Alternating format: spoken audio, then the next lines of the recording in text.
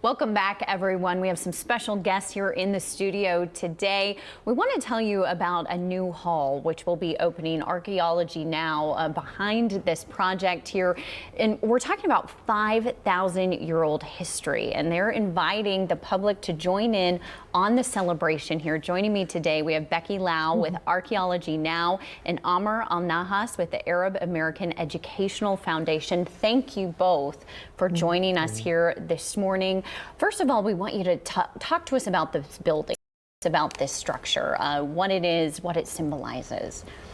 Well, this is a copy of a 5,000-year-old structure, which has actually been in use for 5,000 years on the marshes of Iraq. And it's made out of reed, and actually the reed that's used to build this is also found in the Gulf Coast of Texas.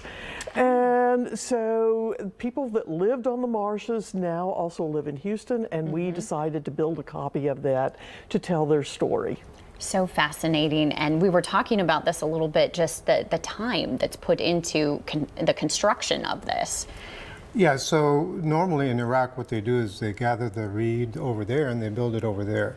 For this project, they gathered the reed over there, created the members and the mats that are needed for construction, and then they shipped them to here.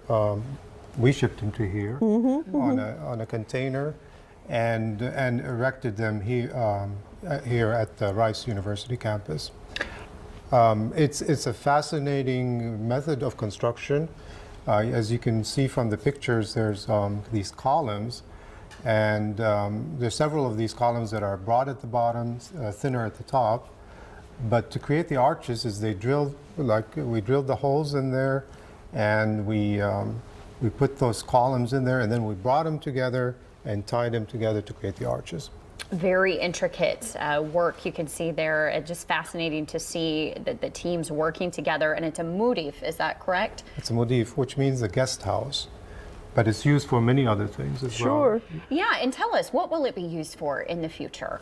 Well, here it will be used for a guest house, but it will also be used like a museum, because in Iraq it's used as a civic center, a museum, a court of law if there's disputes. It's owned by the sheikh in a village, and it's basically his base for everything that happens of importance in the village.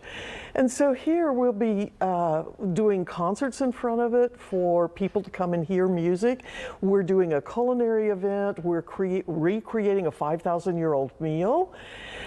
And then, of course, we will have tours and open houses where people come and visit, and the grand opening on Saturday next week. Let's talk about that, because if the people would like to attend, that begins September 9th, 10 a.m., correct? 10 a.m. What can we expect?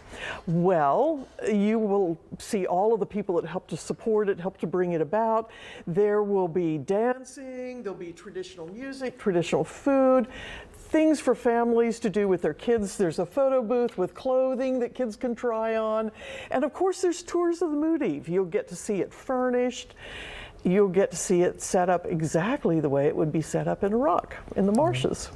Well, I so appreciate you both coming in. Becky, Amr, thank you for your time here this morning. Of course, if you're interested in visiting, you can find all of this information, a replay of this segment. That's on our website, clicktohouston.com. Right after the newscast, it'll be posted under the community section of our website. Stay with us. We'll be back after the break.